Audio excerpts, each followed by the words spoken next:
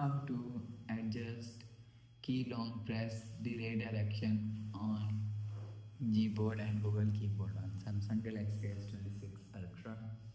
Let's start the video. First of all, go to App Library. Here click on Settings app. Now in Setting, scroll down and click on General Management. After click on General Management, scroll down and click on Keyboard. After click on Keyboard, click on Gboard. After click on Gboard, you will see second option is Preference. Click on Preference. After click on Preference, here showing you key long press delay.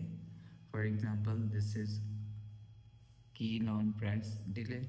Click on key long press delay if you want to adjust, so you will increase or decrease long key pass delay from here. After adjusting, if you want to set default, click on default.